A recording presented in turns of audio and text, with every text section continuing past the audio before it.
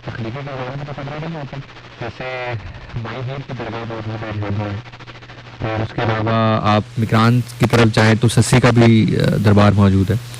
तो इसलिए बहुत सारे लोगों का क़यास ये भी है कि नहीं ये सही किरदार है। बार कैफ तकनीकी हैं या सही हैं, इन्होंने बात मोहब्बत की है, बात इश्क की है, और इश्क बार कैफ लासानी है, लारैब है, फना होने वाला नहीं है, क्योंकि खुदा खुद मोहब्बत है, खुदा खुद इश्क है। सो आज का प्रोग्राम हर उस रूह के नाम जो मोहब्बत करना चाहती है, जो इश्क करना चाहती है, जिसका पैगाम अमन, मोहब्बत और इश्क है। तो इसी के साथ ये दास्तान सस्सी पुन्नू मैं आपको सुनाने जा रहा हूँ, और बहुत सारे लोगों ने अपनी तहकीक के मुताबिक इसको लिखा है, पढ़ा है, सुनाया है। तो मैं आपके सामने वो वर्जन पेश कर रहा हूँ जो कि मैंने तहकीक करके, जितनी तहकीक मैं कर सका। जैसे फॉर एग्जांपल 10 रवायत करने वाले लोग हैं, तो 10 में से 8 जो सेम रवायत कर रहे हैं, मैंने फिर वो रवायत उठाई है जो मेजोरिटी ने की है। आप समझ रहे हैं मेरी बात? तो अपने तय जितनी अथेंटिक कहानी मैं बना पाया हूँ, मैं एक अलाइन कर पाया हूँ, मैंने आपके लिए किया है। तो जनाब पेशे खिस्मत है सस्सी पुन्नू। शहर भंबोर में एक बादशाह हुआ करता था जिसका नाम था आदम जाम बादशाह। और बादशाह से मुराद यहाँ पर लाजिम ये नहीं है कि जिस तरह आप पुराने अदवार के बादशाह सुना करते हैं कि उनकी बड़ी बड़ी सल्तनत हुआ करती है, हाथी, घोड़े, भाले, नेज़े। मतलब यहाँ पर बादशाह से मुराद आप ये भी ले सकते हैं कि एक ऐसा सरदार जिसकी माशरे में, जिसकी शहर में बहुत से है, बहुत दबदबा है, बहुत रोब है, बहुत ज्यादा उसकी सुनी जाती है, बहुत मालदार है, सभी लोग उससे डरते हैं, उसके रोब के ताबे रहते हैं, वो चौधरी है, वो बड़ा है, वो मलक है। तो बार कैफ एक शख्स जिसका नाम था आदम जाम बादशाह, उसके घर एक लड़की की पैदाइश होती है। लेकिन उस दौर में जो रमली होते हैं उनका काम बहुत आम होता है, बहुत सर पर होता है, और जो उस दौर के बड़े बड़े सरदार हैं, जो बड़े बड़े बादशाह हैं, जो पंचायती लोग हैं, वो अपनी सल्तनत बचाने के लिए, अपने जो प्रोटोकॉल्स हैं उनको बचाने के लिए, अपनी जो रियाया है उसके ऊपर हाकिमियत कायम रखने के लिए जो रमली है, रमली कहते हैं जो किस्मत का हाल बताते हैं, उनसे मशवरा बहुत लिया करते थे। जाहिर है एक तो तालीम की भी कमी हो सकती है, ये भी एक वजह हो सकती है, और पुराने अदवार में ये काफ़ी हुआ करता था। और अभी भी आप अगर थोड़ा सा पाकिस्तान के नेटिव एरियाज में जाएं तो वहाँ पर आपको इस तरह के लोग मिलते हैं जो किसी खास दिन पर खास रंग का कपड़ा नहीं पहनते, खास दिन पर सफ़र नहीं करते, कपड़े नहीं धोते। तो इस तरह की कुछ मिथ्स पाई जाती हैं, लेकिन उस दौर में ये बहुत ज़्यादा आम था। तो उस दौर के जो रमली थे, यानी कि सितारों का चाल देखकर प्रेडिक्शंस देने वाले या हाथ देखकर प्रेडिक्शन देने वाले, उन्होंने आदम जाम बादशाह को ये बताया था कि आपके घर अगर बेटी हुई तो आपके लिए बड़ी भारी होगी, आपकी सल्तनत जाने का खतरा है, आपकी जो कह लीजिए हाकमियत है उसके डूबने का खतरा है। तो अगर आपके घर औलाद होती है और औलाद बेटी होती है तो बड़े हालात जो है वो आपके लिए खराब हो जाएंगे। और उसी दौरान उसी शहर भंबोर में एक धोबी और उसकी बीवी रहते हैं। धोबी और बीवी आपस में बड़ी मोहब्बत करते हैं, उनकी मोहब्बत की शादी होती है, वो एक साथ जिंदगी गुजार रहे होते हैं। धोबी सुबह काम पे जाता है, शाम से काम पे वापस आता है। पैसे की इतनी रेल पेल नहीं भी है, लेकिन दोनों खुश हैं, सुकून है। वो कमा के लाता है, ये उसके लिए खाना बनाती है, रात में वो लोग बैठ के साथ खाना खाते हैं। जिंदगी एक बहुत खुश असलूबे से चल रही है। लेकिन बस एक मसला उनकी जिंदगी में है, एक कमी उनकी जिंदगी में है, और वो ये है कि उनके यहाँ औलाद नहीं है। और रोज अल्लाह से दुआ करते हैं कि अल्लाह हमें औलाद अता कर दे, अल्लाह हमारी गोद को हरा भरा कर दे, लेकिन उनके यहाँ औलाद की कमी है। खैर इसी दौरान जो आदम जहाँ बादशाह है उसके यहाँ एक खुशी की उम्मीद होती है कि जी उसके घर कोई नन्हा मेहमान आने वाला है। और जाहिर है उस दौर में इतनी टेक्नोलॉजीज या इतना कोई सिस्टम तो था नहीं कि आदम जाम बादशाह जो है वो अपनी वाइफ को किसी हॉस्पिटल ले जाते और कुछ अल्ट्रासाउंड करवा के देख लेते कि क्या मामला आते हैं। सुबह कैफ जब उनके घर औलाद की पैदाइश हुई तो उसको बताया गया जनाब आपके घर बेटी पैदा हुई है। अब ये सुनना था तो उसके पांव के नीचे से जमीन निकल गई कि मुझे तो जो सितारों का चाल देखने वाले हैं, सितारों का हाल देखकर फैसला करने वाले लोग हैं, प्रेडिक्शंस देने वाले हैं, उन्होंने तो कहा था कि अगर बेटी पैदा हुई तो मेरे लिए बहुत मुश्किलात हो जाएंगी, मेरे लिए बहुत मामलात जो हैं वो खराब हो जाएंगे, तो मैं अब क्या करूं। खैर उसकी माँ जो है वो ये बात जानती थी, तो उसने जो है फैसला किया खामन के साथ कि देखो मैं जानती हूं कि तुम क्या सोच रहे हो, लेकिन मैं ये भी जानती हूं कि जो तुम सोच रहे हो वो तुम कर नहीं सकते, तो इसलिए अगर हम अपनी बेटी किसी को दे देते हैं तो भी जाहिर है मुआशरे में बदनामी है, लोग कहेंगे कि आदम जाम बादशाह की बेटी है, घर की इज्जत है और किसी के घर पल रही है, क्या इतने पैसे भी नहीं है, क्या इतना माल दौलत भी घर में मौजूद नहीं है कि औलाद पाल सकें। और मार देने वाली साइड तो हम सोच ही नहीं सकते। ये तो पुराने द्वार में कुफर के तरीके थे, फिर नबी खुदा आए, उन्होंने हमें इस दलदल से, इस गंदगी से निकाला, तो ये तो मुमकिन नहीं है। लेकिन उसकी बीवी ये भी जानती थी कि आदम जाम बादशाह को शायद जितनी मोहब्बत अपनी औलाद से भी नहीं है, उससे ज्यादा कहीं मोहब्बत जो है वो अपनी हाकमियत से। और ये हाकमियत, इक्तदार, हुकूमत, बादशाहत, ये ऐसी चीज है जो वाकई बड़ी खतरनाक होती है। ये मैं आपको हकीकत बता रहा हूं। ये अल्लाह ताला इसकी मोहब्बत से, इसके इश्क से हम सब के दिलों को महफूज रखे। ये जो हाकमियत की ख्वाहिश है ना, ये बड़ी खतरनाक होती है, और इसी की वजह से आले रसूल को भूखा प्यासा ज़िबा कर दिया गया।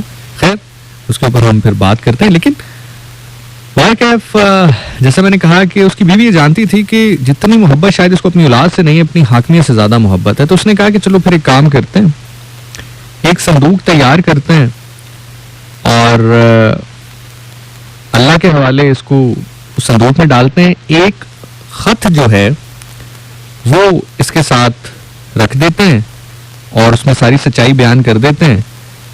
अगर ये किसी को मिल गई या कहीं पर पहुंच गई, किसी तरह पलती रही, कुछ भी मामलात हुए, तो जो भी जाहिर है जिसके पास भी पहुंचेगी वो खत पढ़ लेगा, उसको बात समझ में आ जाएगी।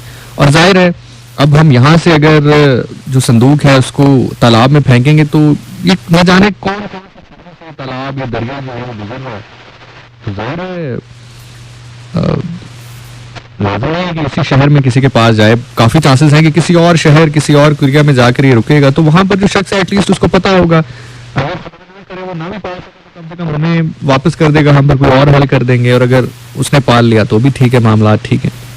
बहरहाल तो वो इस प्लान पे एग्री हो गया। उसने क्या किया कि एक संदूक तैयार किया, संदूक में उस बच्ची को डाला और उस बच्ची के साथ एक लेटर लिखा जिसमें उन्होंने कहा कि जी मैं आदम जाम बादशाह फलां जगह का शख्स हूँ, ये मेरी बेटी है और ये मामलात हैं। ऐसे करके उसने वो लेटर और वो बच्ची संदूक में डाल के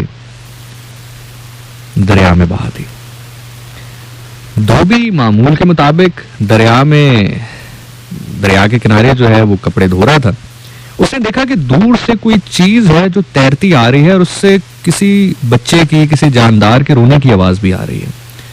तो खैर धोबी ने आओ देखा न ताओ, वो कूद गया पानी में और किसी तरह उस संदूक को जो है वो अपने पास ले आया। जब उसने संदूक खोला, देखा तो बीच में एक बच्ची है और उसके साथ एक लेटर है। खैर उसने वो संदूक लिया, वो लेटर लिया, वो बच्ची ली, घर चला गया, अपनी बेगम को बताया, और बेगम उसकी पढ़ी लिखी थी, बेगम ने वो लेटर पढ़ा, वो बताया उसको कि ये आदम जाम बादशाह की बेटी है, वो फलां शहर का सरदार है, बादशाह है, तो हमने कोई चुराई नहीं है, हमने कोई जबरदस्ती नहीं ली है, बल्कि वो तो खुद चाहते हैं कि वो किसी ऐसी जगह पर ये बच्ची महफूज मकाम पर पहुंच जाए जहां पर इसकी परवरिश हो, तो हम इसको पाल लेते हैं। हमारी तो औलाद वैसे ही नहीं है, तो हो सकता है अल्लाह ताला ने हमारी दुआओं का सिला इस सूरत में दिया हो, हमारे गोद में बच्ची जो है वो इस सूरत में डाली हो, कोई ऐसा मसला तो नहीं है। इसके वालिदैन भी यही चाहते हैं कि किसी खानदान के साथ परवरिश पाए, तो और हम भी यही चाहते हैं कि अल्लाह हमें औलाद अता करे, तो हम ऐसा करते हैं कि इस बच्ची को हम पालता है। दोनों बहुत खुश हुए, खुदा का शुक्र अदा किया, सरबा सजूद हुए, उस बच्ची को अपनी बच्ची समझ के अपने सीने से लगाया और उस बच्ची का नाम रखा सस्सी। अच्छा, वक्तन व वक्तन जहाँ पर मैं थोड़ी देर के लिए इस म्यूजिक को ऊपर करूंगा, मोबाइल में आप लोगों के कमेंट्स देख रहा हूँ सिर्फ इसलिए ताकि मुझे पता चले कि आप मेरे साथ साथ कहानी के चल रहे हैं कि नहीं, ताकि मेरी जो मेहनत है, आप मेरे साथ सफर कीजिएगा, आपको मजा आएगा। अभी आप बेफिक्र रहिए, मैं इस तरह से कहानी आपके सामने नरेट करूंगा कि आप सस्सी सिर्फ सुनेंगे नहीं, आज देखेंगे भी, लेकिन आपका मेरे साथ साथ होना जरूरी है इसलिए ताकि मुझे पता चले कि आप लोग मेरे साथ साथ ट्रैवल कर रहे हैं कि नहीं। जनाब, वक्त गुजरना शुरू हुआ, वक्त का पहिया चलता रहा। आदम जाम बादशाह जो है उसको भी एक सब्र आ गया कि मामलात जो हैं वो शायद इसी तरह होने थे। उसने अपनी बच्ची को मारा नहीं, कुछ गलत उसके साथ नहीं किया, लेकिन जाहिर है बज़ाहिर जो किया वो तो ठीक नहीं था, लेकिन कम से कम उसके दिल में इतना गिल्ट नहीं था कि उसने उसको जान से मारा है। और वो अलग बात कि बहती लहरों के हवाले उसने कर दिया। लेकिन जो आशिक होते हैं ना, इनमें एक बड़ी खास बात होती है, ये अल्लाह के बड़े लाडले होते हैं अगर वाकई में आशिक हूं। एक होता है कि आप कहें कि जी मैं डॉक्टर हूं, और एक होता है वाकई ही डॉक्टर हूं। तो एक होता है कहना कि मैं आशिक हूं, और एक अगर आप वाकई ही आशिक हो गए हैं तो एक जो स्पेशल प्रोटोकॉल आपको मिल जाता है ना, या आपके वो अक्सर आपने यूनिफॉर्म लोग देखे होंगे तो उनके स्टार्स लगे होते हैं, जितना वो तरक्की पाते होते हैं स्टार्स इंक्रीज होते जाते हैं। तो ये जो आशिक लोग होते हैं ना, इनमें सबसे बड़ा और पहला स्टार जो इनको लगता है वो ये है कि अल्लाह के बड़े लाडले होते हैं। ये बड़ी बड़ी मुश्किलात से यूं ही निकल जाते हैं हंसते खेलते। ये हंसते खेलते बहुत सारे जो तूफान है उनका सामना कर लेते हैं, तो ये अल्लाह के बड़े लाडले होते हैं। बाहर क्या, धोबी ने उस बच्ची को अपने साथ रख लिया, उसकी बेगम ने परवरिश उसकी करनी शुरू कर दी, नाम उसका सस्सी रखा। वक्त का पहिया चलता रहा, सस्सी जवान हो गई और उसकी खूबसूरती के जो चर्चे हैं वो जगह जगह फैल गए। एक गांव से दूसरे गांव, तीसरे चौथे। होता है ना कि कोई चीज नायाब हो या बहुत डिफरेंट हो, मुख्तलिफ हो, तो लोग उसका जिक्र करते हैं। तो लोगों ने जिक्र शुरू किया कि यार फला गांव में एक धोबी है, उसकी बेटी है, बहुत खूबसूरत है, उसके हुस्न के चर्चे हैं। तो बहरहाल बात होते होते होते होते बादशाह तक भी पहुंची, आदम जाम बादशाह तक। तो आदम जाम बादशाह ने कहा कि ऐसी कौन सी खातून है जिसके चर्चे हर खासो आम की जुबान पर हैं, पता लगाया जाए, बुलाया जाए, दिखाया जाए। तो जब आदम जाम बादशाह को तस्वीर दिखाई गई सस्सी की तो उससे रहा ना गया और उसने कहा कि मैं इससे निकाह करना चाहता हूं। और उसने कहा कि धोबी गरीब है, उनके लिए तो यही बात बहुत फख्र की होगी, बहुत मान की बात होगी कि बादशाह उनकी बेटी के साथ, सरदार उनकी बेटी के साथ शादी करना चाहता है, उसकी क्या जरूरत कि वो इनकार करे। तो उन्होंने कहा कि आप पैगाम भेजिए निकाह का। अब चूंकि वो जो खत है संदूक के अंदर रहा था, सस्सी की माँ जानती थी, सस्सी का बाप यानी कि जो धोबी है वो जानता था, जिन्होंने उसको पाला था, और सस्सी ने भी जवान होकर उस खत को पढ़ लिया था। लेकिन प्रॉब्लम ये थी कि उसको जवान होने तक नहीं पता था। ये बात उसको पता तब चली जब धोबी एक दिन बहुत परेशान हालत में घर आया और बेगम ने पूछा कि क्या हुआ, क्यों इतने परेशान हो, खाम की थकावट है, क्या हुआ? तो उसने कहा नहीं, आज कुछ ऐसा हुआ है कि मैं समझ नहीं आ रही कि मैं इसका क्या जवाब दूं। आदम जाम बादशाह की तरफ से निकाह का पैगाम आया है और मसला यह है कि उसको शायद ये नहीं पता कि ये वो ही बच्ची है, ये वही सस्सी है जो उसी की बेटी है। तो किस तरह से वो इसके साथ निकाह करेगा? अगर मैं उसको ये कहूं, ये बताऊं, तो ये ना हो कि वो गुस्से में आकर मुझे मार दे या कोई नुकसान सस्सी को पहुंचा दे, डर जाए, खाइफ हो जाए। मुझे समझ नहीं आ रही मैं क्या करूं। और इसमें शायर की कलम उठती है। शायर बहुत खूबसूरत लिखता है कि डाडा हुक्म शावांदा हुंदा, डाडा हुक्म शावांदा हुंदा, पावे जान मंगन पावे साके। साक कहते हैं इज्जत को। तो शायर कहता है कि जो बादशाह होते हैं इनका रियाया के ऊपर जो हुक्म है वो बड़ा लाजिम और मलजूम और सख्त होता है। फिर चाहे ये माल मांग ले रियाया का या उनकी इज्जत मांग ले, उनको देना पड़ता है। उस दिन सस्सी को बताया गया कि सस्सी तुम हमारी हकीकी बेटी नहीं हो, तुम हमें इस तरह मिली थी और एक शख्स है जो तुमसे शादी करना चाहता है और हकीकत में वही तुम्हारा बाप है। ये खत उस संदूक में मौजूद था जिसमें तुम हमें मिली थी। सस्सी ने वो खत पढ़ा। उस खत के जवाब में एक खत अपने बाप हकीकी बाप आदम जाम बादशाह को लिखा कि मैं वही लड़की हूं, मैं वही बच्ची हूं जिसको आपने बहा दिया था और मैं आपकी बेटी हूं। जब बादशाह ने यह सुना तो बादशाह से रहा ना गया। और याद रखिएगा कि इंसान जिस भी ताकत में हो, चाहे वो हुस्न की ताकत हो, चाहे वो पैसे की ताकत हो, चाहे पोजीशन की ताकत हो, हाकमियत की ताकत हो, एक ना एक दिन उसको ये एहसास जरूर होता है कि उसने क्या गलत किया है। मैं आपको बड़ी हकीकत और नबी तुली बात कर रहा हूं। मैं चाह रहा हूं कि कहानी के साथ साथ कुछ ऐसे हकायक जिनको निगलेक्ट नहीं किया जा सकता उनके ऊपर भी साथ साथ बात करते हैं, अपना कितारसिस भी करते हैं। तो बाहर कैफ वो जो आदम जहां बादशाह, उसने खत पढ़ा, वो रोने लग गया। उसने पैगाम पहुंचाया सस्सी को कि तुम वापस आ जाओ, मेरी हाकमियत जाती है तो जाए, मेरी बादशाहत जाती है तो जाए, तुम वापस आ जाओ। मैंने बहुत बड़ा गुनाह किया। एक गुनाह तो ये कि तुम्हें अपने से दूर रखा, तुम्हारी वालदा से दूर रखा। तुम एक बादशाह की बेटी, एक धोबी के घर में जिंदगी तुमने गुजारी, वहां पर जवान हुई, न जाने कितनी महरूमियों का सामना तुम्हें करना पड़ा। तुम वापस आ जाओ, मेरी हाकमियत जाती है जाए, मुझे अब किसी चीज की परवाह नहीं। तो खैर सस्सी ने उस खत के जवाब में ये लिखा कि धोबियों ने मुझे उस वक्त अपनाया, धोबी की बीवी और धोबी ने मुझे उस वक्त अपनाया जब तुमने मुझे धुतकार दिया था, जब तुमने तो मुझे लहरों के हवाले कर दिया था। वो तो लहरों को सकूत का हुक्म उस परवरदिगार ने दिया जिसके महबूब के ऐन का असल मकसद इश्क है।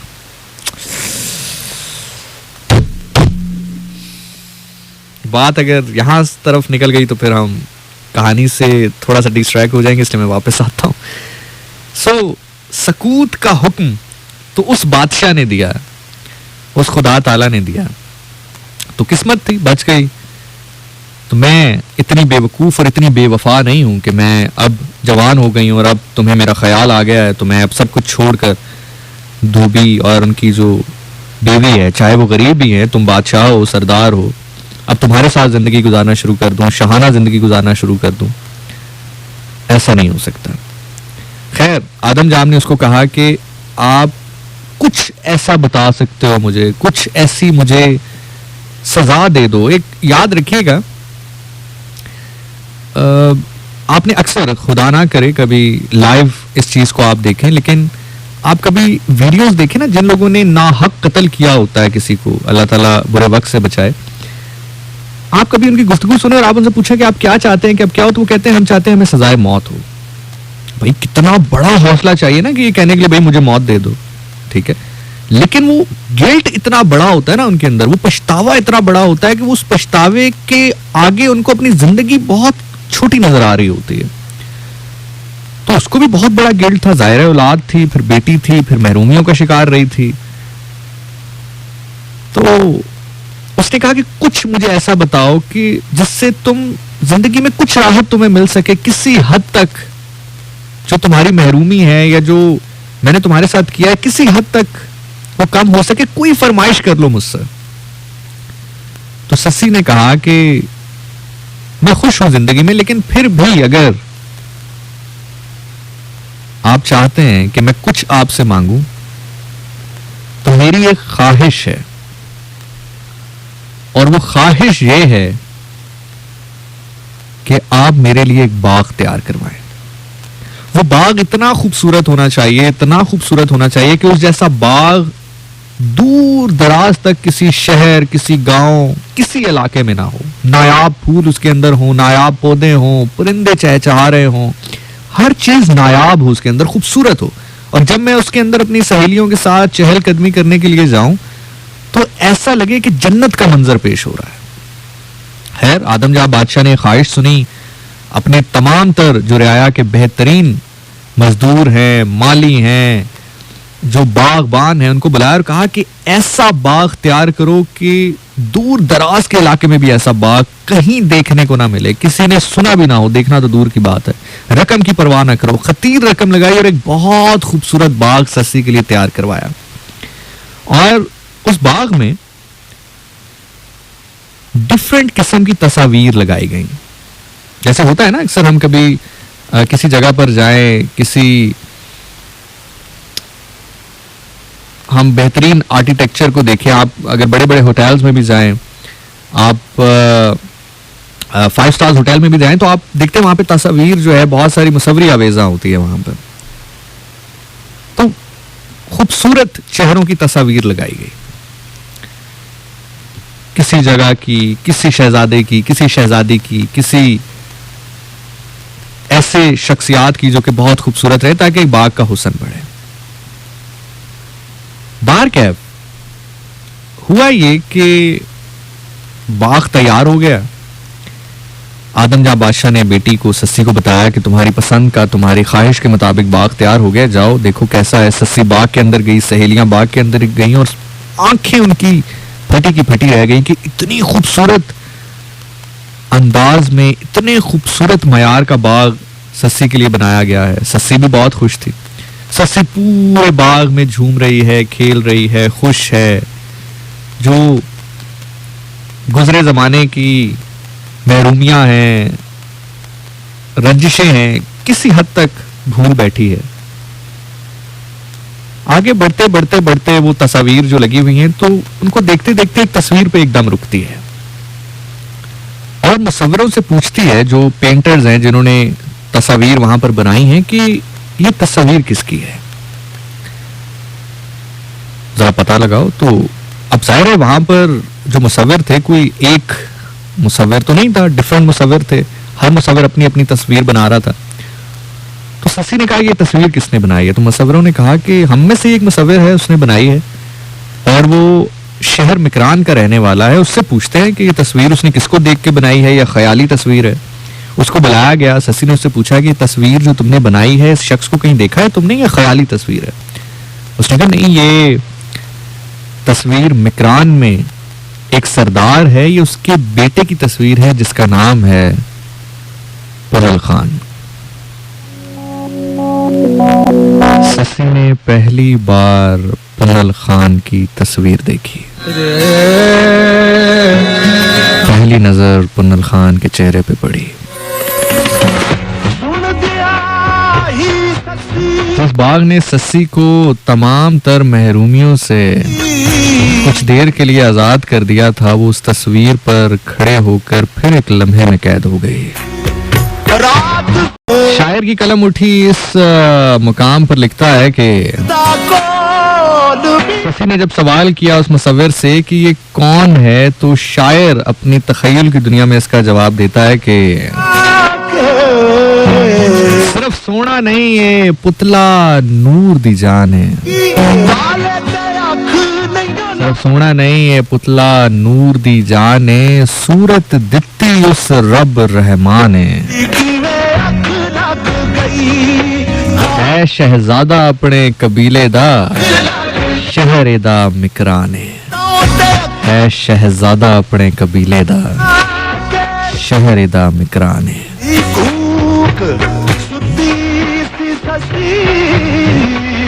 अच्छा, सस्सी ने कहा कि इसको अगर मैं मिलना चाहूं तो क्या तुम इसको हाजिर कर सकते हो? जाहिर है अब तो वो खैर बादशाह ने उसको ऑन भी कर लिया था। वैसे भी जो खून होता है ना, जो ब्लड लाइन होती है, वो उसके असरात होते हैं इंसान के अंदर। ये मैं इस पे बहुत ज्यादा बिलीव करता हूँ। जो ब्लड लाइन के अंदर कुछ कैरेक्टरिस्टिक्स होते हैं, उनको आप कभी तब्दील नहीं कर सकते। तो जाहिर है बादशाह की बेटी भी थी। अब तो खैर बादशाह ने उसके सर पे, हकीकी बाप ने सर पे हाथ भी रख दिया था। तो उसने कहा कि मैं चाहती हूँ कि इसको हाजिर किया जाए। तो उस मुसव्विर ने कहा कि इसका नाम पुनल खान है, बहुत नखरे वाला है, ये किसी की सुनता नहीं है। इसका दिल हो तो कहीं पर चला जाए, दिल ना हो तो लोग राहों में फूल बिछाए रखें, कहीं ना जाए। ये अपनी मर्जी का मालिक है। ऐसा नहीं है कि मैं अपने शहर वापस मिकरान जाऊं और वहां पे जाके पुनल खान से कहूं कि पुनल खान, शहर बंबोर की शहजादी सस्सी जो है वो आपसे मिलना चाहती है, तो वो अपने कपड़े बांधे और आपसे मिलने के लिए आ जाए।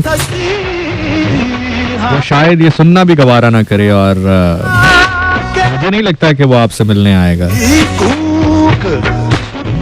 अच्छा, कोई ऐसा है जो शहजादी सस्सी बुलाए? चलो, शहजादी बादशाह की बेटी होना तो दूर की बात है, बात की बात है, मेरे हुस्न के चर्चे हैं। मेरे हुस्न के चर्चे शहर दर शहर हैं। ऐसा भी कोई है कि उसको पैगाम जाए कि सस्सी उससे मिलना चाहती है और वो सस्सी को मिलने ना आए, तो उसने कहा जनाब ऐसा ही है, कुनल खान ऐसा ही है। खैर सस्सी अब रोज बाग में आती है अपनी सहेलियों के साथ। उसकी सहेलियां जो हैं वो घूमती फिरती, बाग के हर जगह पर जाकर एंजॉय करती, बहुत फंदोज होती। लेकिन सस्सी का बेहतरीन और पसंदीदा एरिया उस बाग में वो जगह बन गई जहां पर पुनल खान की तस्वीर लगी थी। सस्सी घंटों उस बाग में बैठी रहती, पुनल खान की तस्वीर को देखती रहती और कभी कभी तो उससे बातें भी करती। अब जाहिर है, हो सकता है तखय्युल की दुनिया में अगर मैं जाऊं आंखें बंद करके, तो मुझे तो ऐसा लगता है कि शायद उससे ये कहती हो कि अच्छा बहुत नखरे वाले हो तुम्हें अगर अपने पास यहाँ बुलाया नहीं तो मेरा नाम भी सस्सी नहीं। बार के अब दिन गुजरते रहे, सस्सी की मोहब्बत में इजाफा होता रहा। खैर एक दिन सस्सी अपने बाग में मौजूद थी तो उसको बताया गया कि शहजादी, आप जिस शहजादे के बारे में पूछती हैं ना कि पुनल खान जो है वो किस शहर का है, किस इलाके का है, आपको आज एक खबर दूं कि आज इस शहर में उसके घर के कुछ लोग आ रहे हैं। बल्कि घर के क्या, उसके भाई जो हैं वो आ रहे हैं। और हो सकता है अपने भाइयों के साथ पुनल खान भी इस शहर में आए। तो आप हमेशा ये चाहती हैं ना, ये कोशिश करती रहती हैं कि आपकी पुनल खान से मुलाकात हो जाए, तो आज आपके पास मौका है। क्योंकि उसके भाई जो है वो तिजारत करते हैं, एक शहर से दूसरे शहर जाते हैं, तो आज उनका गुजर यहाँ से होना है। हमें बताया गया है कि पुनल खान के भाई, जिनको होत कहा जाता है, उनका गुजर आज यहाँ से होना है, तो अपने भाइयों के साथ पुनल खान भी होगा। तो अगर आप उसे देखना चाहें तो आज आपके पास मौका है। सस्सी ने वो सिंगार किया जो जोगन अपनी जोगी के लिए करती है। आहा, कोई तो होगा जो इस जुमले का मोल डालेगा। चलो जुमला खोल के आपके सामने रखता हूँ। सस्सी ने उस दिन वो सिंगार किया, एक जोगन नाच नाच कर कहती हो कि मेरा जोगी आएगा। लोग उसे कहते हो ये पागल है, वो कभी नहीं आएगा। एक दिन वो आ जाए, उस दिन वो जोगन जो सिंगार करके रक्स करेगी, सिर्फ उसके जिस्म, उसके पाँव नहीं बल्कि घुंघरू के एक एक झनकार से ये चीख पुकार उठेगी। मैं ना कहती थी कि वो आएगा। खैर वो सिंगार करके सस्सी तैयार हो गई, इंतजार करने लगी। काफला शहर में दाखिल हुआ। लोगों ने बताया कि सस्सी ये है वो काफला जो कि पुनल के भाइयों पे मुहित है, जिनका नाम होत है। इसी काफले में पुनल खान भी होगा। खैर काफला शहर में दाखिल होना शुरू हुआ। एक काफले पर मुहित कोई 10-12 लोग, ऊंट घोड़े साजो सामान साथ। एक ऊंट गुजरा। सस्सी ने कहा क्या इसमें पुनल है? उन्होंने कहा नहीं। उस मुसव्विर को अपने साथ खड़ा किया जो उसको देख चुका था, जिसने उसकी तस्वीर बनाई थी, जो कि उसी के शहर यानी कि पुनल खान के शहर मकरान का था। दूसरा ऊंट गुजरा। सस्सी ने कहा क्या इसमें पुनल है? उसने कहा नहीं शहजादी, इसमें भी पुनल नहीं है। तीसरा, चौथा, पांचवा, छठा, यहाँ तक कि उस कबीले का, उस काफले का आखिरी सवारी भी गुजर गई। वो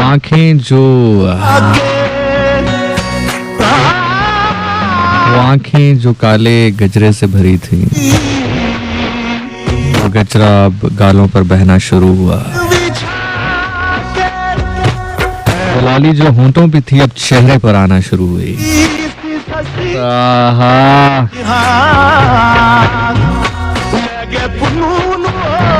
उस मुसव्विर ने कहा शहजादी, पुनल अपने भाइयों के साथ नहीं आया। वो एक मौका जो सस्सी के पास था कि वो पुनल खान को देखती, वो भी पूरा नहीं हो सका। सस्सी वहीं पर बैठ गई, रोने लगी, आंसू बहाने लगी, अफसरदा हुई। सस्सी की सहेलियों ने समझाया कि पागल तुम शहजादी हो, क्यों किसी भी एक रैंडम शख्स के पीछे इतनी पागल हो गई हो, इतना उसको सर पे सवार कर लिया है कि उसके इंतजार में सारा दिन धूप में खड़ी रही आज। ये आशिक बड़े अजीब होते हैं, इनको सर्दियों में गर्मी लगती है और गर्मियों में सर्दी लगती है। इनका जून ठंडा होता है और दिसंबर गर्म होता है। कैफ सस्सी उठी, अपने आंसू साफ किए और जाहिर है वो जो इलाका था वो उसके वालिद यानी कि आदम जहां बादशाह की रियाया थी, उसने कहा कि इस काफिले को कैद कर लिया जाए।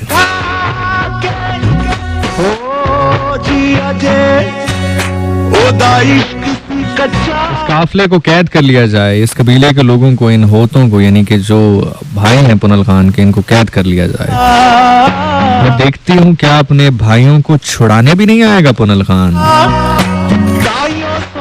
खैर हुक्म के मुताबिक होत को कैद कर लिया गया, यानी कि जो पुनल खान के भाई हैं उस कबीले को, उस पूरे काफिले को कैद कर लिया गया। काफिले वालों ने पूछा कि आपने हमें क्यों कैद किया है? ससी ने कहा कि मुझे पता लगा है कि तुम चोर हो, डाकू हो, जिस शहर से गुजरते हो, जिस इलाके से गुजरते हो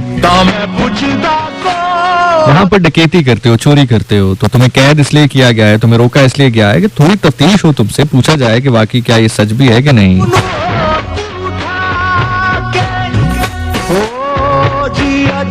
शायर की कलम उठी तखय्युल में। शायर लिखता है कि होत यानी कि जो पुनल के भाई थे वो मुखातिब हुए ससी से और कहा कि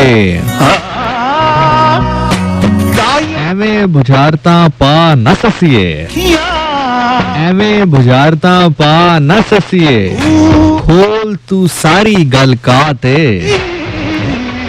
डोंट वरी, मैं आपको के लिए ट्रांसलेट करूंगा इसको उर्दू में। एवे बुझारता पा न ससिए कहता है कि इस तरह पहेलियां ना बूझो, तो खोल सारी गल खात है, जो सारी बात है साफ साफ करो। असी भी पुत्र शावां दे हाँ, असी भी पुत्र शावां दे हाँ, मता हो भी गलत ख्याल है। कहता है कि हम भी अपने इलाके के सरदार के बेटे हैं, कहीं गलत ख्याल दिल में ना रखना कि तुम इस इलाके के सरदार की बेटी हो तो हम तुमसे डर जाएंगे। असी भी पुत्र शावां दे हाँ, मता हो भी गलत ख्याल है। और ससी ने कहा कि मैं जानती हूँ अच्छी तरह से तुम लोग कौन हो, तुम लोग चुरा लेते हो, चोरी करते हो, डकैती करते हो। अब होत को कौन समझाए कि वो डकैती जिसका वो जिक्र कर रही है वो तो उसके दिल की डकैती है, और जो चोर उसको चाहिए वो तो काफिले के साथ आया भी नहीं है।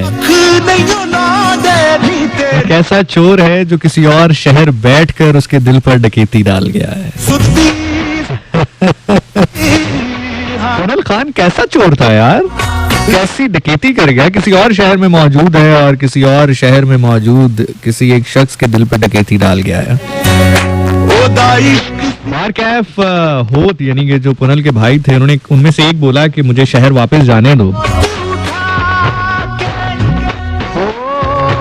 इस तरह तुमने यहाँ पर अपने घर वालों को इकट्ठा किया है, अपनी रियाया के लोगों को, अपनी फौज को, अपने लोगों को, अपने मुलाजमों को इकट्ठा किया है, मुझे भी जाने दो, हमें भी अपने मुद्दे को मजबूत करने दो, अपने मौक़िफ़ में कुछ कहने की इजाजत दो। हमें लगता है कि हम चोर हैं, डाकू हैं, तो हमें भी तो चाहिए ना कि हम भी अपना केस बिल्डअप करें, तो मुझे वापस जाने दो, मुझे अपने इलाके के लोगों को लाने दो, ताकि तुम्हें गवाही दें कि हम जो है वहाँ के सरदार के बेटे हैं, हम कोई चोर डकैत नहीं है, तो मुझे वापस जाने दो।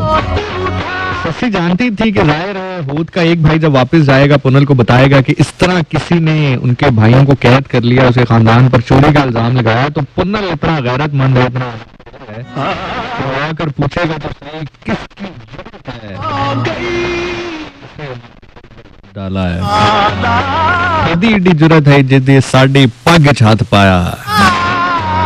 और ससी जानती थी कि इसी बहाने पुनल यहाँ पर आ जाएगा और मैं पुनल को देख लूंगी।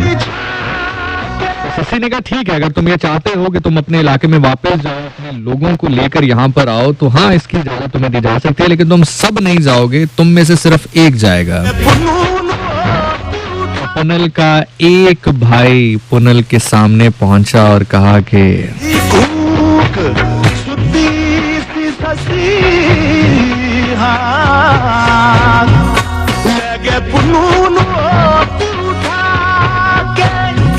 उसको सारी बात बताई कि पुनल खान हम वहां से हस्बे मामूल जो है काफिला गुजार रहे थे, पहले तो कभी ऐसा नहीं हुआ, इस साल ऐसा हुआ कि वहां की एक शहजादी जो अपने आप को आदम जहां की बेटी बताती है, उस इलाके के बादशाह सरदार की बेटी बताती है, उसने हम सबको वहां पर कैद कर लिया और हमें चोरी के इल्जाम में गिरफ्तार किया है, डकैती के इल्जाम में गिरफ्तार किया है। तो वो चाहती है कि यहाँ से लोग जाएं और हमारी गवाही दें, तो आप भी हमारे साथ चलो। तो पुनल खान अपने भाइयों से कहता है कि ठीक है, तुम्हें गवाही चाहिए, लोग चाहिए, तो यहाँ के सरदारों को ले जाओ, मैं वहां जाकर क्या करूंगा।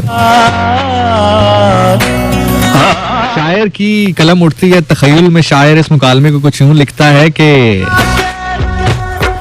बेजुर्म तुसी कैद होए, ये गल मैनू समझ नहीं आंदी।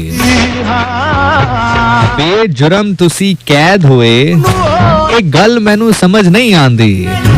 कोई कसूर ते तुहाडा होसी, एवें अकल फिरी ते नहीं उना दी।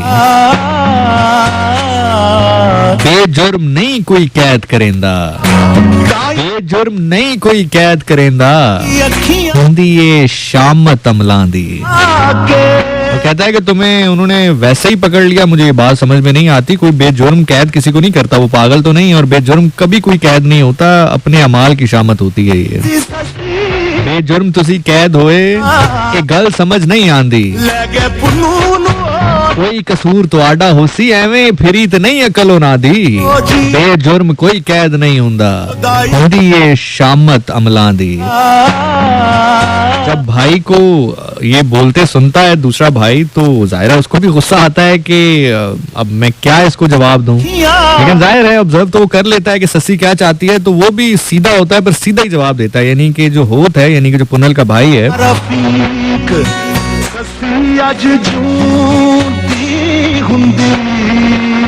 वो भी फिर पुनल को जवाब देता है। शायर की कलम उठती है तखय्युल की दुनिया में, लिखता है। होत जो है वो पुनल खान को कहता है कि खुदा गवाह है ऐसी बेजुर्म हाँ भाई, खुदा गवाह है ऐसी बेजुर्म हाँ भाई, कैद कीता उस दमाग फसादी। खुदा गवाह है ऐसी बेजुर्मा भाई, कैद कीता उस दमाग फसादी। कोई कसूर नहीं साडा दसेंदी, कोई कसूर नहीं साडा दसेंदी, है तलबगार तुहाडी। वो कहता है कि हमारा तो कसूर ना कोई है, और अजीब औरत है वो, हमें बताती भी नहीं है कि हमारा क्या कसूर है। अगर सच पूछो तो तलबगार आपकी है।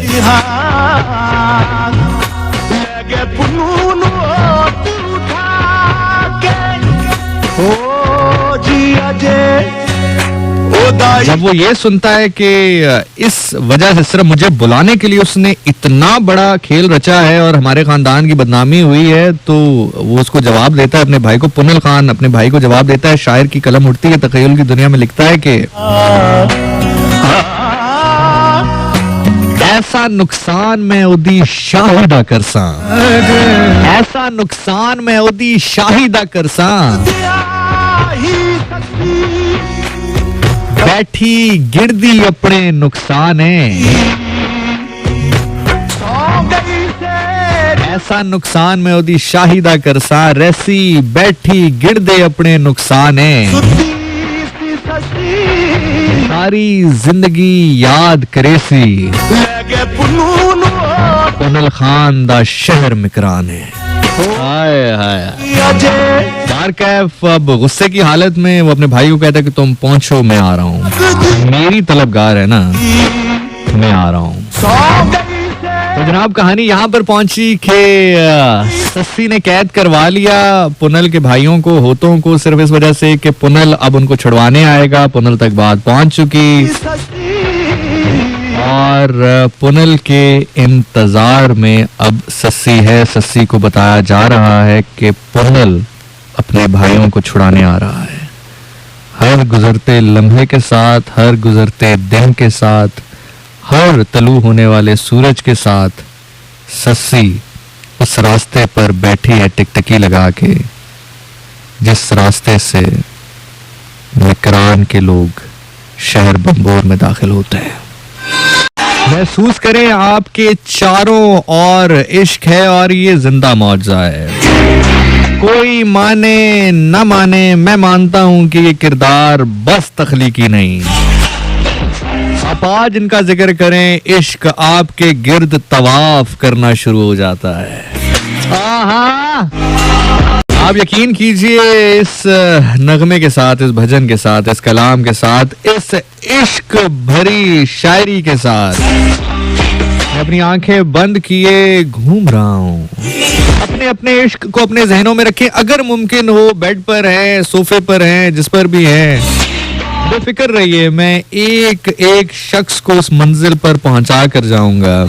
सस्सी भी हमारे साथ, पुन्नू भी हमारे साथ। अपने अपने इश्क को अपने जहन पर तसव्वुर कीजिए, नाफिज कीजिए। हो सके तो चंद लम्हात के लिए उठिए और मूव कीजिए नुसरत फतेह अली खान के इस अल्फाज के साथ।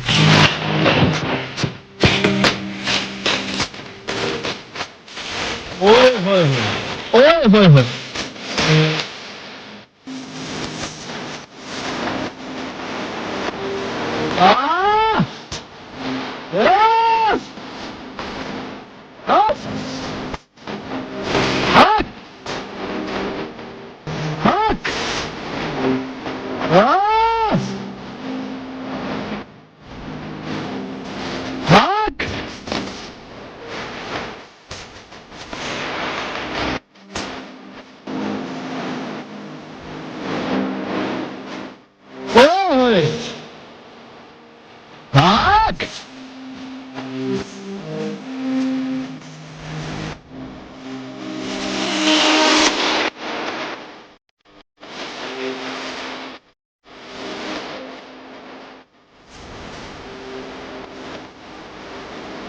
अली हट,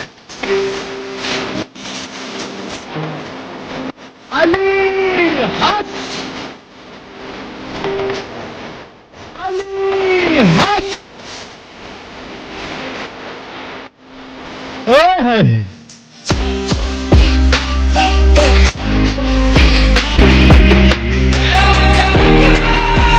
मैं सदके बन जाऊं। सरदार आप काबिल हैं कि आप पर जवानी कुर्बान की जाए। कुछ लम्हात रहते हैं यहाँ पे, कुछ लम्हात रुकते हैं यहाँ पे, कुछ लम्हात कयाम करते हैं यहाँ पे। अब रक्स रूह कर रही है, बाखुदा जिस्मों ही ने नहीं, रूहों ने इमाम की बैत की है।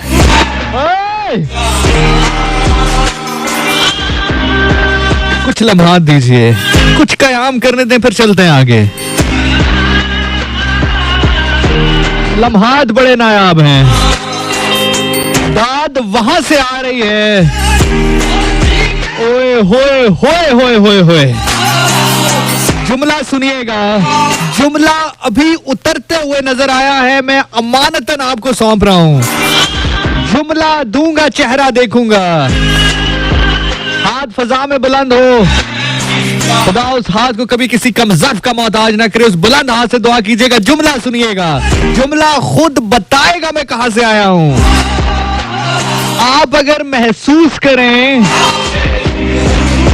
जुमला आप तक पहुंचा, हाथ फजा में बुलंद हुए, दुआ ना हुई, मेरी मेहनत, कलम, अल्फाज परेशान होंगे। जुमला सुनिएगा, जुमला मानतन दे रहा हूं आपको। दाद वहां से आ रही है, दाद वहां से आ रही है, दाद वहां से आ रही है जहां दुआ जाती है।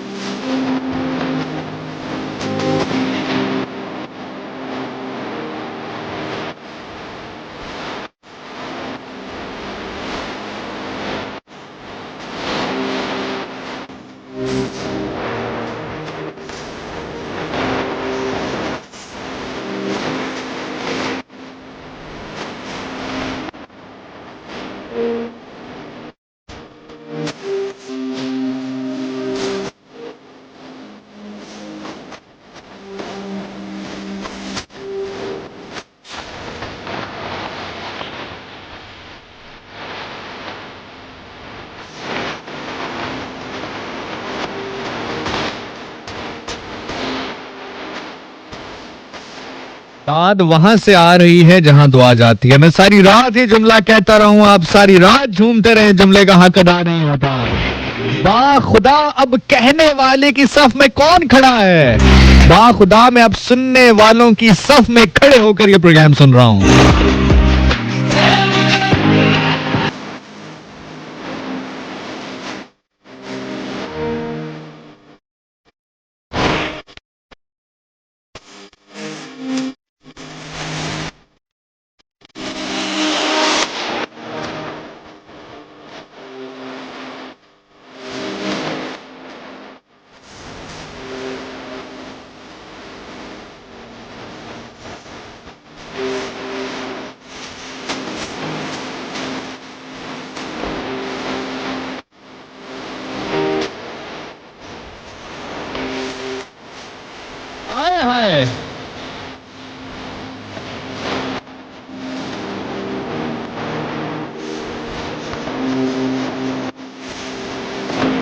इन लम्हात में एक दुआ मैं आप सबके लिए मांग रहा हूँ, अपने अपने लिए आमीन जरूर कहिएगा।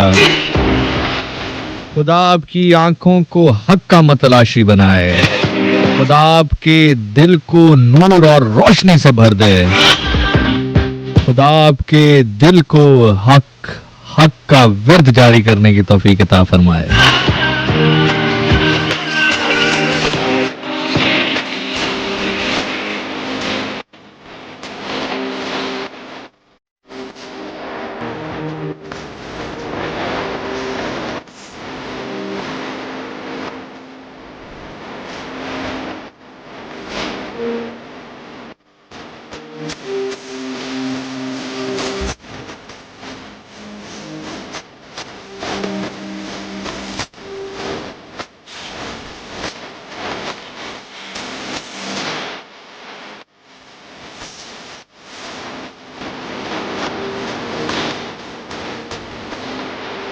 बारकैफ पुनल तक ये खबर पहुंचती है। पुनल अपने भाइयों की इज्जत, अपने खानदान और अपनी इज्जत के लिए शहर बम्बोर पहुंचता है। शायर की कलम उठती है, शायर तखय्युल की दुनिया में उसका आना लिखता है।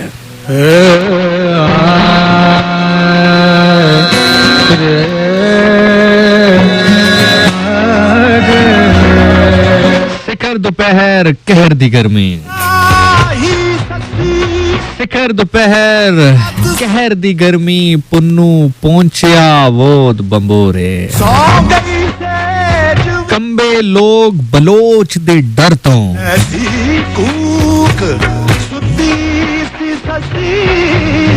सिखर दोपहर कहर दी गर्मी, पुन्नल पहुंचिया वोद बंबोरे। कंबे लोग बलोच दे डर तो, पै गया शहर विच शोरे। पुनल नू माण जुरदा हाई, ये सुनिएगा शेर। कम्मे लोग बलोच दे डर तो, पै गया शहर विच शोरे। पुनल नू माण जुरदा हाई, लेकिन अगे भी हुसन दा जोर है। शायर लिखता है कि पुनल को मान था कि वो बड़ा जुर्रत हिम्मत वाला है, लेकिन आगे भी हुस्न खड़ा था उसके सामने। पुनल आख्या बेखतर छड़ छतर देओ। उसको बताया गया कि सस्सी का सबसे जो दिल के करीब चीज है, जो उसकी मलकियत है, वो उसका वो बाग है जो उसके बादशाह ने खसूसी तौर पर सिर्फ उसके लिए तैयार किया है। वो उसको बहुत अजीज है, वो सहेलियों के साथ वहां जाकर घूमती है, खुश होती है। वो समझ लो कि वो बाग उसके लिए कुल कायनात है। तो पुनल ने कहा अच्छा। पुनल आख्या बेखतर छड़ शुतर देओ, शुतर ऊंटों को कहते हैं। बेखतर छड़ शुतर देओ, उठा भज भज बाग बंजाया। पुनल ने क्या किया कि इससे पहले कि वो सस्सी से मिलता या कोई और मुकालमा करता, उसने कहा सबसे पहले तो इसको जिस चीज से बहुत प्यार है ना, मैं उसका वो हाल करूंगा कि वो देखेगी तो होश में नहीं आ सकेगी। पुनल ने अपने काफले को कहा कि जो ऊंट हैं इनको बाग के अंदर छोड़ दो। उठा भज भज बाग बंजाया, पूरा बाग तबाह कर दिया ऊंटों ने। सस्सी आई, सस्सी को बताया कि जो पुनल है वो आन पहुंचा है, एन तुम्हारे बाग के दरवाजे के सामने खड़ा है। सस्सी भागते भागते आई। मेरा वजदान कहता है कि जूती नहीं पहनी होगी, नंगे पांव दौड़ी होगी। हाय नी सस्सिए, नंगे पैर दौड़ी होगी। तू सद के वेख में भज दी आसा, तू सद के वेख में भज दी आसा। मैं जुत्ती पावा ते काफिर आखी। हाय हाय, तू सद के वेख में भज दी आसा, जे मैं जुत्ती पावा ते काफिर आखी। बारकैफ सस्सी पहुंची बाग के पास, बाग की हालत देखी, तबाह हो चुका है। शायर की कलम उठी, शायर तखय्युल की दुनिया में लिखता है, वेख के हालत बाग वाली सस्सी उफ ना कीता। पुनल इस मान में था, इस गुमान में था कि सस्सी से मुकालमा तो होगा ही नहीं, सस्सी आएगी, बाग देखेगी, बस खत्म हो जाएगी वहां पे, आसान खता हो जाएंगे, बात करने के काबिल कहाँ होगी। पुनल अपने मूंछों को ताव देते हुए अपने घोड़े पर सवार होकर इंतजार कर रहा है। सस्सी भागते हुए आ रही है, एन पुन्नल के घोड़े के सामने खड़ी पुन्नल को देख रही है। बाघ को तो देखा तक नहीं। ससिए तेरी कीवे अख लग गई, हाँ तेरी कीवे अख लग गई, रातों से अखा लगा दे, हाँ बैठी रातों से अखा लगा दे, तेरी कीवे अख लग गई, हाँ तेरी कीवे अख लग गई। शायर लिखता है कि वेग के हालत बाग वाली ससी उफ न की थी, बल्कि उल्टा शुक्र बन जाया।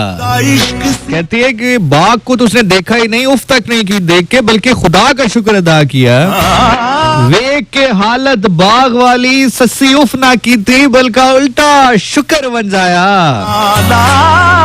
बाग आदा किनू याद रवण, आधा कहते हैं अपने को, बाग आधा, बाग अपना किसको याद रहे, बाग आधा किनू याद रवण, और रब सिकदिया यार मिलाया। शायर कहता है कि जिसका शिद्दत से इंतजार था वो शख्स उसके सामने खड़ा था, बाग किसको याद रहता। वेग के हालत बाग वाली ससियुफ ना की थी, बल्कि उल्टा शुक्र बन जाया। बाग आधा किनू याद रवण, रब सिकदिया यार मिलाया। पुनल को बताया गया था कि आपकी तस्वीर उसके बाग में लगाई गई है। पुनल ने सस्सी को मुखातिब करते हुए कहा, शायर की कलम उठी। शायर तखय्युल की दुनिया में लिखता है कि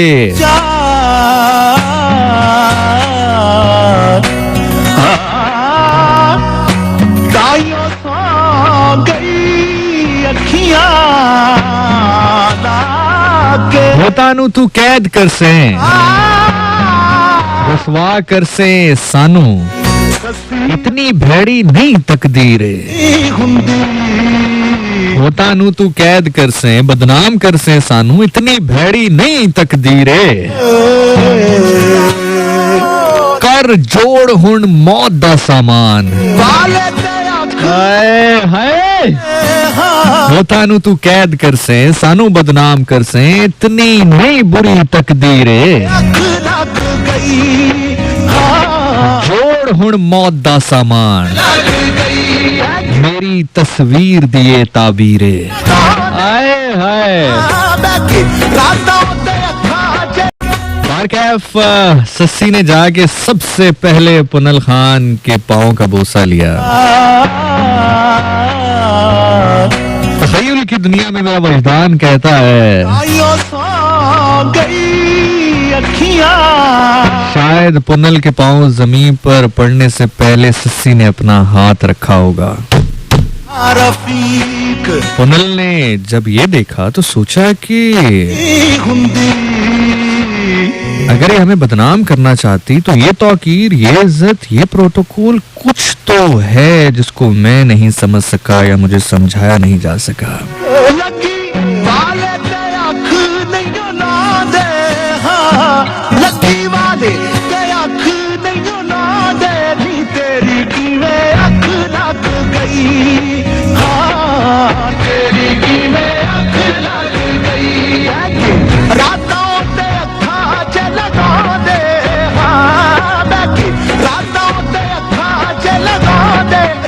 सस्सी ने अपना सर तस्लीमे खम किया पुनल खान के सामने, उसको बताया कि मैं दिल के हाथों मजबूर थी, मुझे तुमसे मोहब्बत हो गई थी, मेरे पास कोई चारा नहीं था कि मैं तुम्हें यहाँ पर किसी तरह बुलाती।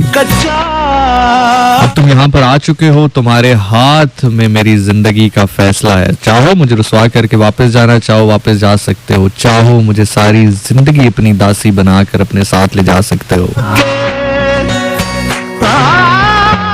मेरा तरीका गलत हो सकता है, लेकिन मेरी नीयत, मेरा इश्क, मेरी मोहब्बत तुम्हारे लिए गलत नहीं है। फैसला तुम्हारे इख्तियार में है। मैं पूछता कौन मीठा। ये वो लम्हा था कि जब पुनल खान ने सस्सी की आंखों में पहली बार देखा।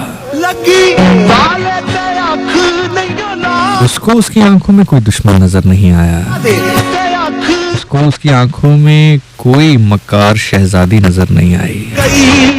हाँ, तेरी कीड़े आँख लग गई है। उसको उसकी आंखों में हाँ, लगा दे। हाँ, कोई मालो दौलत नजर नहीं आया। ते हाँ, लगा दे।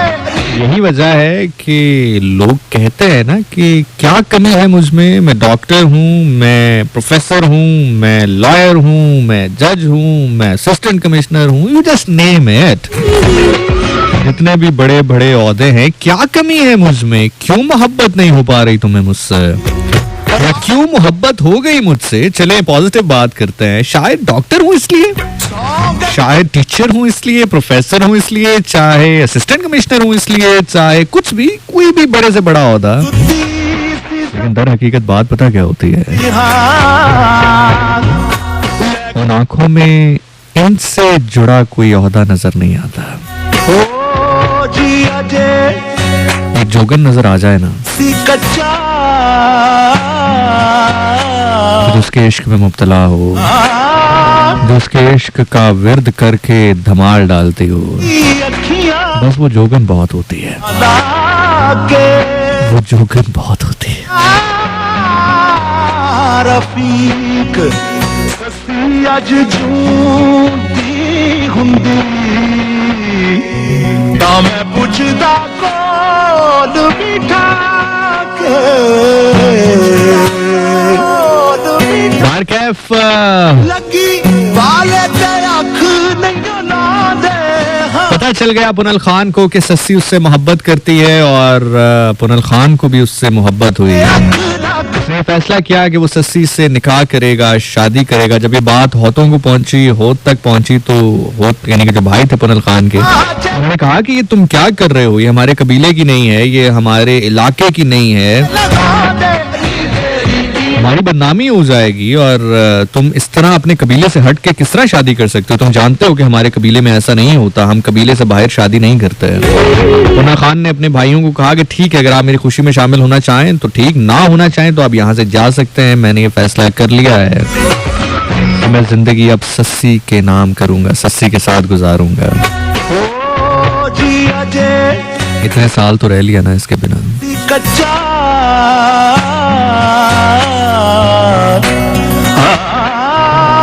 खैर गई वो लम्हा आ गया कि होत यानी कि जो पुनल के भाई हैं वो नाराज होके मकरान वापस चले गए अपने शहर, अपने इलाके में। और यहाँ पर पुनल खान ने अपनी सस्सी, अपनी मोहब्बत से निकाह कर लिया। सस्सी और पुन्नू निकाह के एक अटूट बंधन में बंध गए। और वो वक्त आया जब सस्सी जो है वो पुनल की बीवी बन के, उसके नाम का सिंगार करके, उसके नाम की मेहंदी लगा के उसके सामने आई। उस दिन रोशनी शायद दिए, लाइट्स, बल्ब वगैरह नहीं कर रहे थे। रोशनी जो है वो सितारे कर रहे थे। झूमर शायद चांद था, मौसीकी परिंदे कर रहे थे।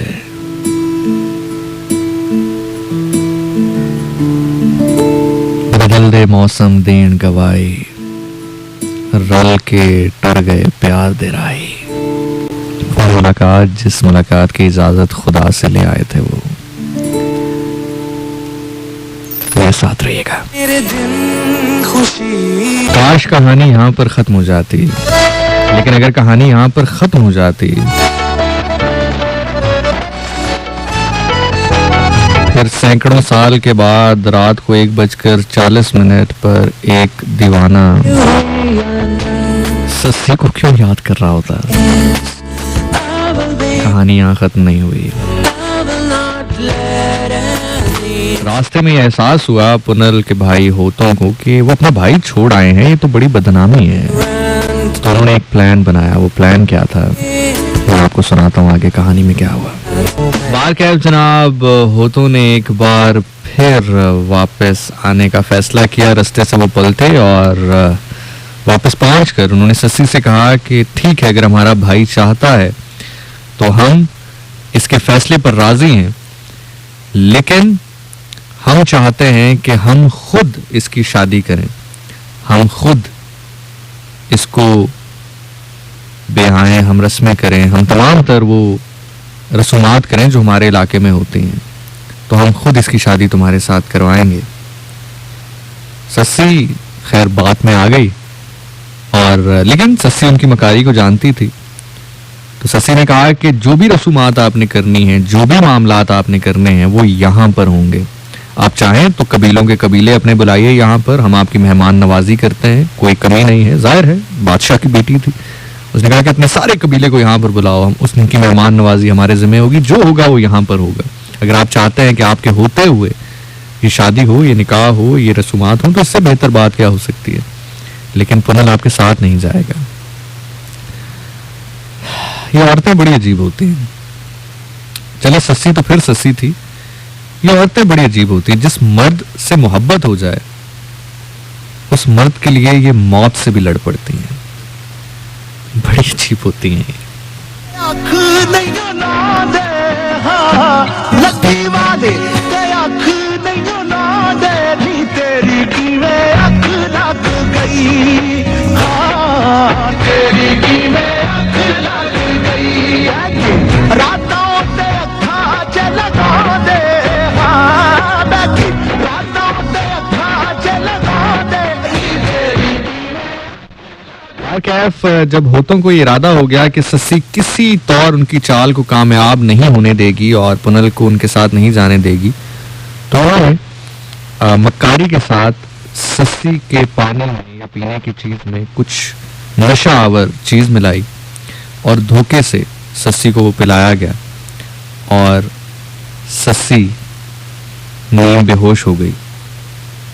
और पुनल के भाई होत जो हैं वो पुनल को ये कहकर अपने साथ ले गए कि सस्सी से हमने इजाजत ले ली है और हम चाहते हैं कि तुम हमारे साथ आओ, हम वहां से सारे इंतजामात करेंगे और वहां से तुम्हारी बारात लेकर यहाँ पर आएंगे। और किसी तौर जब पुनल नहीं माना तो उसके साथ भी वही सलूक, यानी कि नशा आवर कुछ मशरूब उसको पिलाया गया। और जब वो नीम बेहोशी की हालत में हुआ तो पुनल को लेकर उसके भाई होत रवाना हो गए शहर मिक्रान को। जब सुबह सस्सी की आंख खुली, सस्सी ने अपने दाएं जानिब देखा। इससे पहले कि सस्सी की नींद टूटती, आसमान उसके ऊपर टूट पड़ा। उसका इश्क, उसका शौहर, उसका पुनल उसके पास नहीं था। सस्सी दौड़ी चीखती हुई, पुनल कहाँ है, पुनल कहाँ है, मेरा पुनल कहाँ है, पुनल खान कहाँ है। उसकी मां ने बताया कि क्या पुनल खान ने तुम्हें नहीं बताया? उसके भाई तो कहकर गए हैं कि तुमसे भी बात हुई है, पुनल खान की भी थोड़ी तबीयत खराब है, तो पुनल खान को ले जा रहे हैं और वहां से बारात लाएंगे तुम्हारी।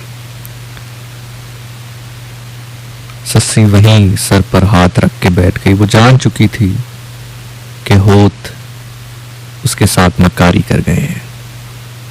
खैर वहां ले जाके पुनल को कैद कर दिया गया।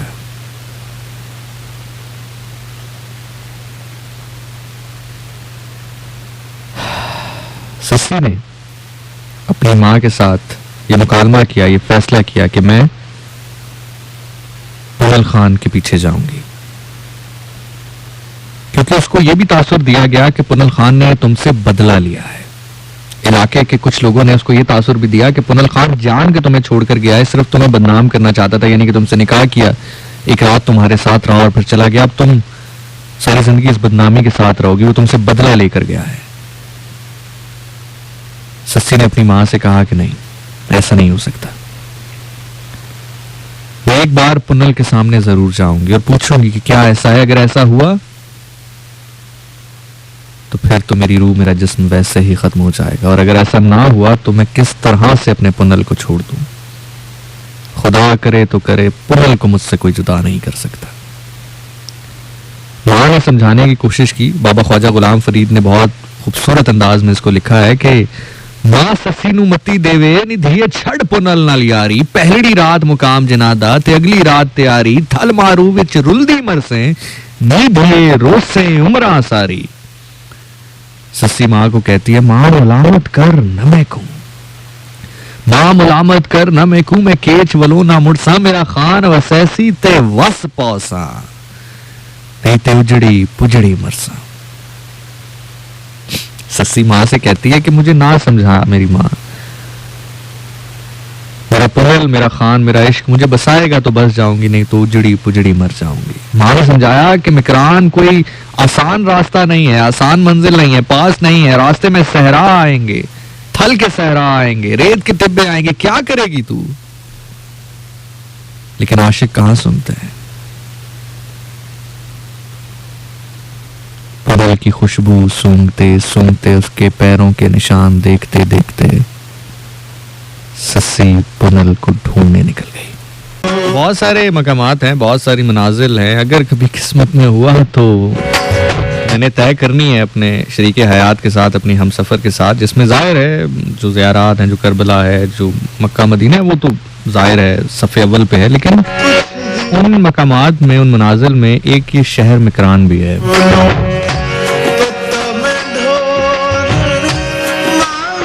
क्या पता सस्सी अपनी नजरें करम कर दे।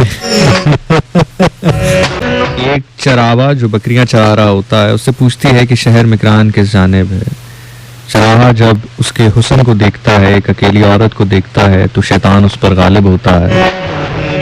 वो दस्त दराजी करने की कोशिश करता है, इरादे को भांप कर सस्सी भागना शुरू करती है, अपनी इज्जत बचाने की खातिर दौड़ना शुरू करती है। दौड़ते दौड़ते दौड़ते दौड़ते एक जगह पर ठोकर खाती है, गिरती है, उसका सर एक पत्थर से टकराता है, वहीं पर उसकी रूह परवाज कर जाती है। अंबोर की जानिब सफर करना शुरू करता है, अपना घोड़ा दौड़ाता आता है। उस चराहे से सस्सी को बचाने के लिए कुदरत एक तूफान बर्पा करती है। रेत सस्सी के जिस्म को ढांप लेती है। जैसे ही पुनल खान उस इलाके से गुजरता है जहां पर सस्सी रेत के नीचे दफन है, उसको सस्सी के दुपट्टे का एक छोटा सा सतर, छोटा सा हिस्सा मिलता है, वहां पे रुकता है। उसको सस्सी की खुशबू महसूस होती है, दिल डूबने लगता है। उसको लगता है कि सस्सी कहीं आसपास है। जोर जोर से आवाजें देता है, सस्सी, सस्सी, सस्सी।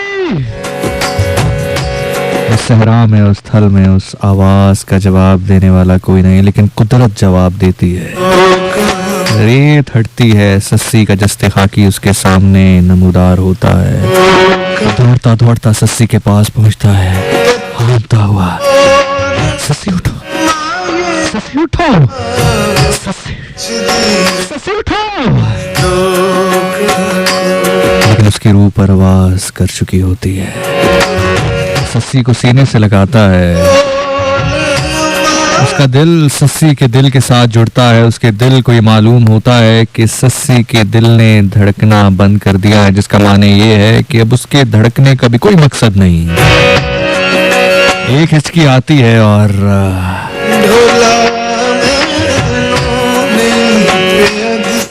पुनल की रूह परवाज कर जाती है।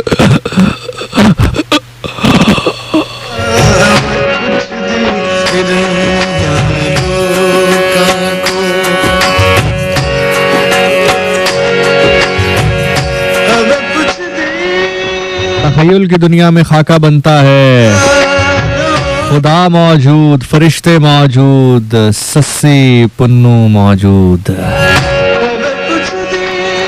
दुनिया का बाग क्या बाग होगा जो आदम जां बादशाह ने तैयार करवाया। कायनात के सबसे बड़े आशिक ने उन दो आशिकों को उस दुनिया में एक साथ किया जो दुनिया कभी खत्म ना होने वाली है, और वो बाग अता किया जो कभी मुरझाने वाला नहीं है। सस्सी और पुन्नू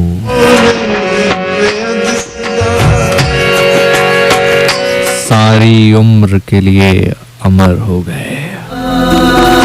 इश्क पहले था या आशिक पहले,